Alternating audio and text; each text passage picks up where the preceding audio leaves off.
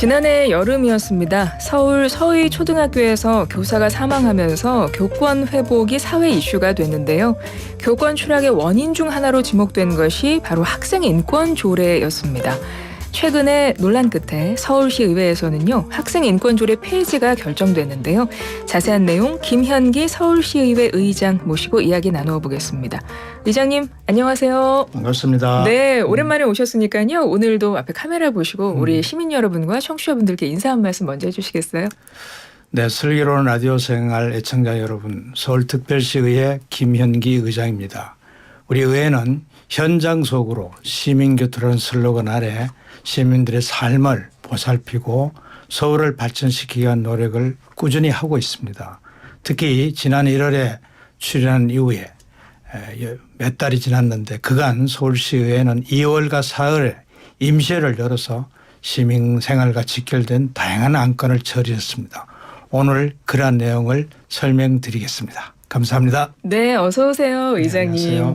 네, 매번 서울시 의회에서 어떤 의정 활동을 하시고 어떤 논의를 하셨고 그래서 결정을 어떻게 했는지 가끔씩 오셔서 설명을 해주시니까 사실 서울 시민들이 훨씬 더 이해를 많이 하실 것 같고 왜 그런 결정을 하셨을까 공감도 하실 것 같은데 오늘도 또 봄을 맞아서 그런 시간을 한번 가져보도록 하겠습니다.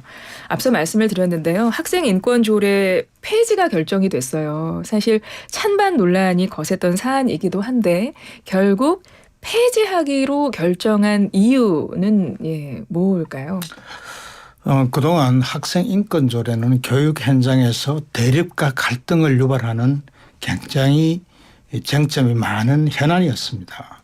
특히 앞서 말씀하셨듯이 서희초 교사 사건 이후로 한국교총이 조사한 결과에 의하면은 교권에 즉 교권 추락에 학생 인권 조례가 영향을 미쳤다고 하는 응답이 83%가 넘습니다. 네.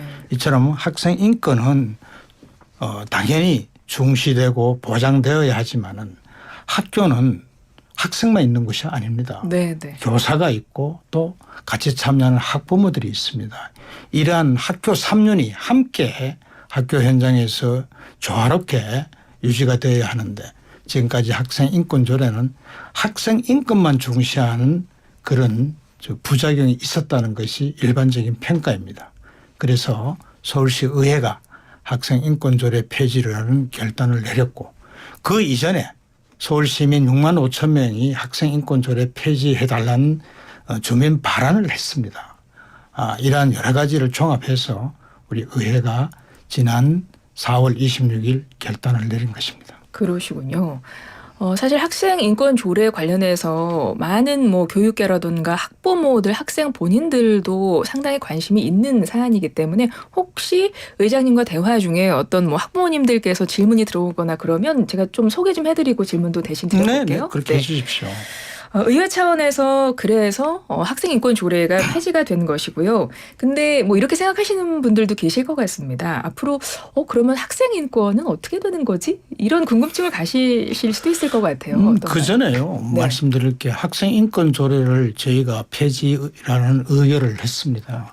그러나 서울시 교육감에게는 이 의회가 의결한 건에 대해서 재심의를 해달라는 제2요구권이 있습니다. 네, 네. 따라서 다음 달 6월에 열리는 서울시 의회에 교육감은 제2요구를 할 수 있고 그때는 우리 서울시가 또 새로운 판단을 할 예정입니다. 따라서 학생 인권 조례가 폐지되면 어떻게 되나요? 하는 이런 말씀을 주로 많이 하시는데 네, 네. 서울시 의회는 거기에 따른 대비책을 다 세워놨습니다. 대표적인 것이 그 학생 인권 조례를 대체할 수 있는 학교 구성원의 권리와 책임에 관한 조례를 이번에 제정을 했습니다. 네.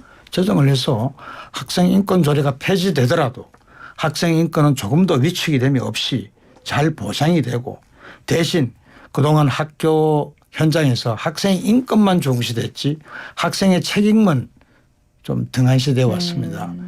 따라서 학생의 책임도 함께 규정한 조례를 만들었습니다. 학교 구성원의 권리와 의무에 관한 조례도 같은 날 가결이 됐습니다. 그렇습니다. 이게 말씀 들어보니까 그럼 한마디로 기존 조례 어떤 리뉴얼 버전 이렇게 생각해도 될까요? 리뉴얼 버전이라고 할 수도 있고요. 네. 뭐 아까도 말씀드렸지만은 학교에는 교사와 학생과 학부모가 함께 조화롭게 굴러가는 학교 3년의 공동체입니다. 네. 지금까지는 학생 인권만 강조되고 상대적으로 교권은 좀 등한시되고 특히 학부모의 학교 참여도 상당히 위축돼 있었습니다. 이번에 학교 구성원의 권리와 책임에 관한 조례에는 학생, 교사, 학부모 이 3년에 대한 권리와 의무 관계를 더 보다 명확히 했다고 할 수 있습니다. 그렇군요. 그 대체 조례에 그 내용을 담으셨단 말씀이고요. 3495번님이요. 학부모입니다. 라면서 질문을 주셨는데요. 학생 인권 조례 폐지되면 혹시 체벌이 다시 가능해지는 건가요? 두발이나 복장 자유도 없어지는 건지 궁금합니다. 라고 하시면서 제 학창 시절 생각하면 안 들어갔으면 좋겠는데요. 라고 하셨는데 저도 사실 제 학창 시절에도 머리 두발, 귀 밑 1cm 막 이랬던 학교였습니다. 학교별로 좀 달랐으니까. 그리고 예전에는 체벌도 있기도 하고. 근데 그런 기억을 좀 갖고 계시는 학부모님들은 이제 내 아이가 혹시 학교에서 체벌을 당하거나 혹은 아이가 머리를 기르고 싶은데 그런 거 안 되거나 이런 것도 당장 궁금하실 것 같아요. 그런 건 절대 걱정 안 하셔도 되고요. 그렇게 네. 각오로 해결하는 경우는 전혀 없습니다. 그동안 학생 인권에 관한 것만 중시되다 보니까 교사의 올바른 훈육과 지도도 마치 인권을 침해하는 것이냐 이렇게 잘못 인식이 됐습니다. 그래서 학교 현장에 가보면 이런 말이 있습니다. 열심히 가르치려는 즉 열심히 지도하려는 선생도 없고 교사도 없고 또 열심히 배우려는 학생도 없다. 이런 자주 섞인 말들이 많이 해자됐습니다. 즉 훈육을 하고 지도를 하려는데 이게 학생의 인권을 침해한다고 해서 학생이 학교 인권옹호관에 가서 신고를 하고 교사는 똑같이 조사를 받아야 되고 하는 이런 부작용이 있었죠. 따라서 이번에 학교 구성원의 권리와 책임에 관한 조례는 더 진전됐고 더 향상됐고 또 보완된 아주 정치한 이렇게 조례를 만들었다는 말씀을 드리겠습니다. 그럼 구체적으로 어떤 내용인지 하나씩 소개해 주시겠어요? 그러니까 3윤이라고 표현을 하셨습니다. 네. 학생, 교사, 보호자 세 바퀴가 함께 균형감 있게 서로 의무와 책임을 다하면서 돌아가는 그런 그렇습니다. 내용을 담으셨다는 거죠. 먼저 학생부터 네. 얘기 드릴까요? 네. 학생은 사회적 문화적 배경과 무관하게 균등한 교육을 받을 권리를 더 강화했습니다. 그리고 동시에 교육자나 즉 선생이나 다른 학생의 학습권을 침해하지 않는 책임도 부과를 했습니다. 학생들에게. 예, 네. 지금까지는 그게 없었습니다. 또 교사에게는 공식 창구 이외에 민원을 응대를 거부할 수 있는 권리를 부여했고요. 또 교사 위상에 걸맞는 정치적 중립과 전문성이라는 그 책임을 부과해서 교육자라는 본령을 강화를 했습니다. 네. 특히 더 중요한 것은 학부모에게도 민주적 절차에 따라 학교 교육에 참여할 수 있는 권리를 명시했습니다. 정말 잘 만든 조례라고 할 수 있습니다. 네. 학교 구성원의 권리와 의무에 관한 조례, 기존의 학생 인권 조례를 대체할 수 있는 조례에 대한 내용을 자세히 설명을 해 주셨는데요. 요것도 좀 여쭤보겠습니다. 지난해에 한 시민단체가 서울 학생인권 조례 폐지안 그 수리와 발의에 대한 그 집행정치 가처분 신청을 냈었고요. 당시에 법원에서 그 신청을 받아들였었습니다. 그래서 좀 잠깐 제동에 걸렸었는데 당시 법원의 취지와 혹시 배치되는 것은 아닐까요? 전혀 배치되지 않습니다. 그 시민 6만 5천 명이 서명을 받아서 주민발안법과 주민발안에 관한 조례에 근거해서 서울시 의회에 접수를 했고 그 정확성을 우리 의회가 철저하게 점검을 해서 확인한 결과 유효 수요를 통과했습니다. 2만 5천 명의 서명을 받으면 우리 의회는 그 주민이 발안한 그 조례를 인정할 수밖에 없습니다. 그래서 제 명의로 발의를 했고 네네. 그것을 교육위원회에서 심의하는 과정에서 시민단체가 가처분 신청을 해서 집행정지가 받아들여졌죠. 그런데 그 법원이 받아들인 그 사유는 정말 납득할 수 없는 사유입니다. 네. 상당히 학교 현장에 혼란을 초래한다 이렇게 얘기했는데 특별히 혼란을 초래할 이유가 없습니다. 왜냐하면 앞서 말씀드렸듯이 대체 조례를 만들면 되는 것입니다. 또 하나는 네. 17개 시도 교육청 중에서 인권 조례가 있는 시도는 서울시를 포함해서 7개밖에 없습니다. 나머지 10개 시도에서는 그럼 학생 인권 조례가 없어서 학생의 인권이 침해받고 대혼란이 일어나고 있습니까? 오히려 더 평온합니다. 갈등이 없습니다. 대립과 갈등이 없는 학교 현장이었습니다. 그런 맞지 않다는 말씀을 드리고요. 특히 서희초 학교 사건 이후에 학생 인권 조례가 교권 침해에 영향을 미쳤다는 상당한 그 조사 결과가 나와 있고 네. 우리 서울시의회는 그런 것을 다 반영해서 감안해서 학생 인권 조례 폐지라는 결론을 내렸다 이렇게 말씀드릴 수 있죠. 네. 그런데 또 다른 의견이 있기 때문에 그 반대 입장에 대해서 좀 여쭤보겠습니다. 폐지안 통과 이후에 반발도 거센 상황인데요. 최근에 조희연 교육감이 폐지안 의결 직후에 시교육청 앞 천막농성장에서 농성을 벌이기도 했고 앞서 의장님께서 말씀을 해주셨는데 교육감이 갖고 있는 거부권도 행사하겠다 이런 말씀을 했습니다. 그러니까 서울시의회에 제의를 요구할 계획이다 이런 방침을 밝혔고요. 민주당도 인권 역사의 후퇴다 폭력적인 결정이다 이런 비판을 내놓고 있습니다. 이런 반대 입장, 비판의 입장에 대해서는 어떻게 생각하세요? 좀 가격하게 말씀드리면 내로남불이죠. 지나치게 자기 아직 편향적인 발언이고 또 결론이다 이렇게 저는 정의를 내리겠습니다. 서울시 의회가 서울 시민의 의견을 총합적으로 수렴해서 판단한 결과입니다. 본인의 정치적 지향과 이념과 논리에 맞지 않는다고 인권 역사의 후퇴다 이렇게 발언하면 앞서 말씀드렸듯이 인권 조례가 없는 나머지 10개 시도는 지속적으로 학생 인권이 후퇴해 왔습니까? 전혀 그렇지 않다는 말씀을 드리고요.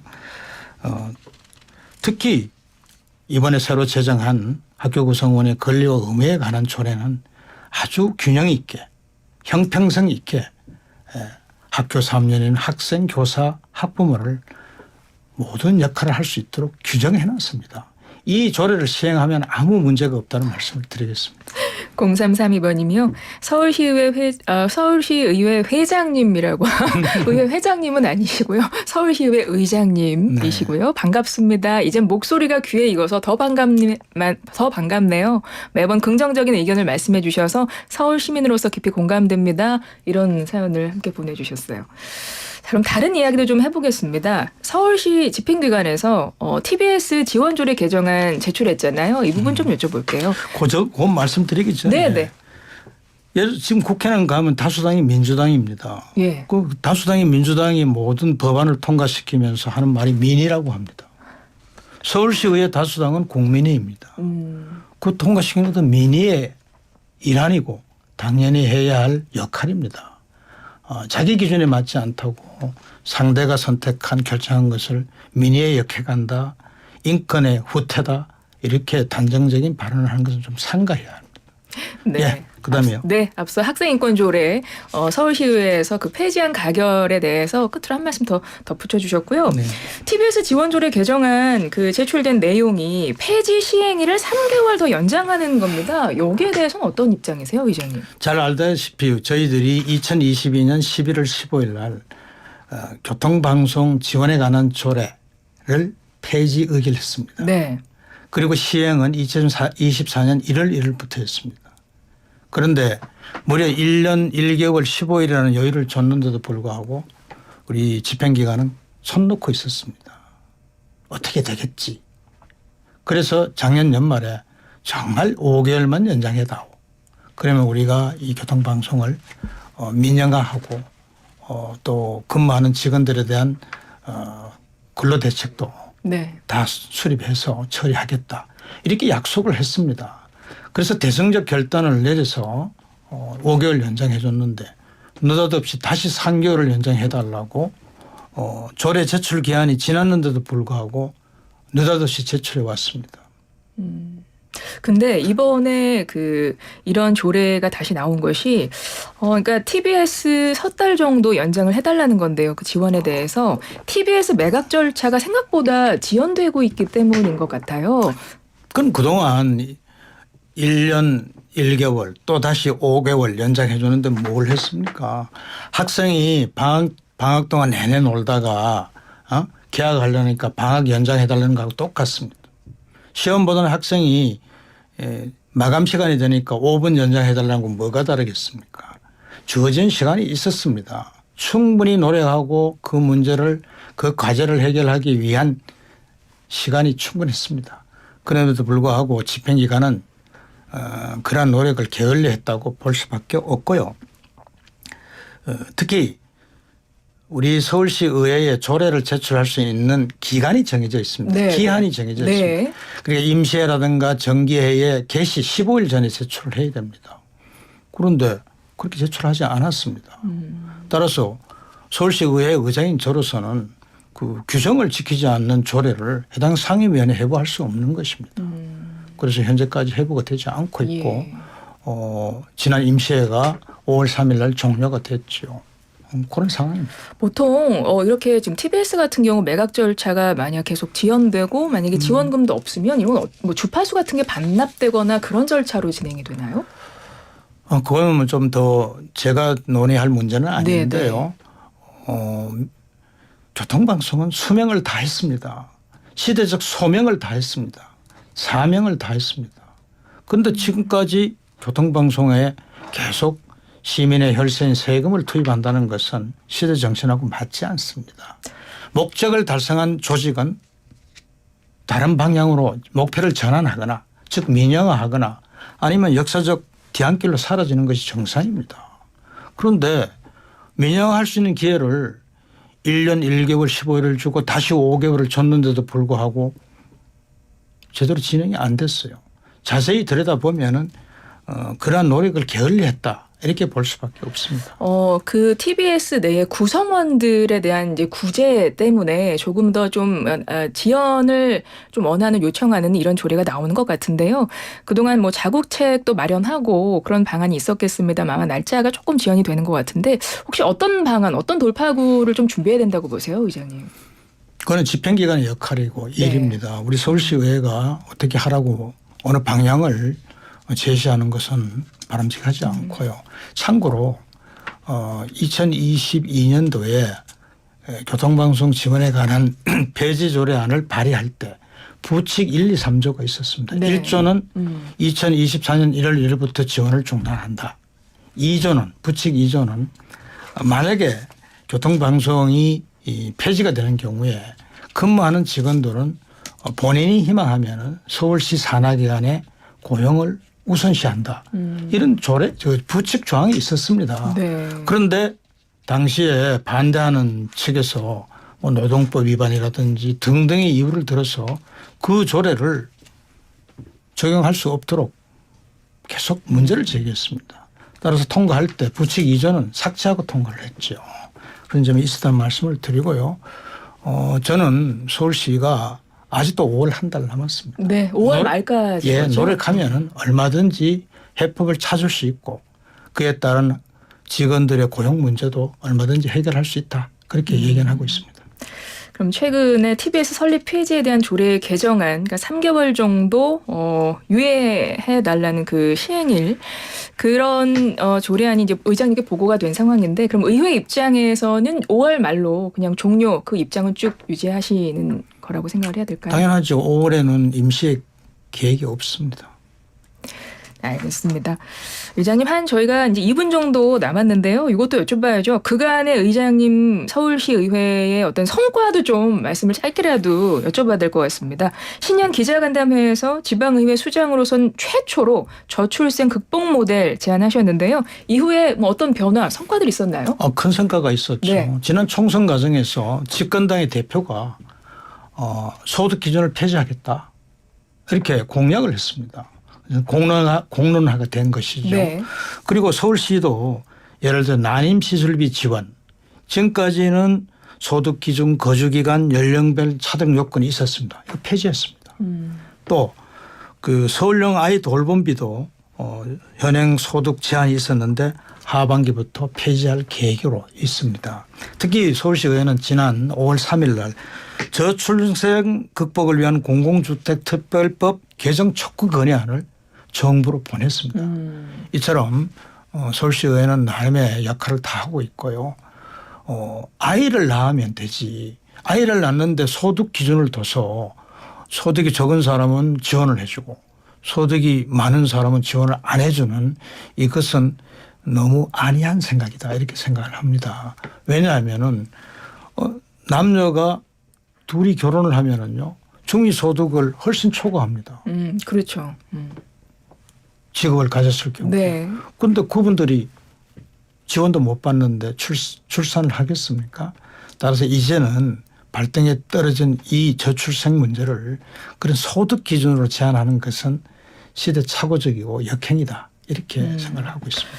의장님 저출생 극복 모델 지방의회 수장으로서 최초로 제안하셨는데 지금 작년이었던가요? 서울시가 출생률이 한 0.5명대였던 걸로 기억을 합니다. 0.55명입니다. 그렇죠. 목표 몇 정도 지금 생각하십니까? 목표에 한 2로 올리면 좋겠지만 예.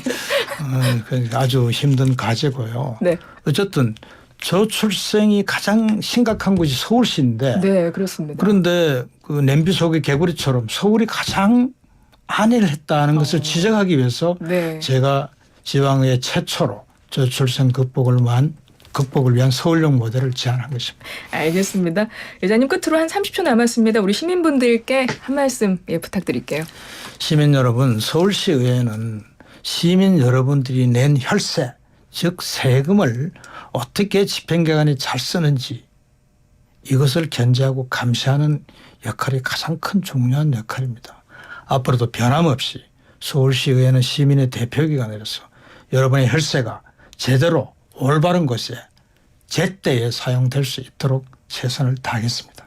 알겠습니다. 김현기 서울시의회 의장님과 함께했습니다. 고맙습니다. 감사합니다.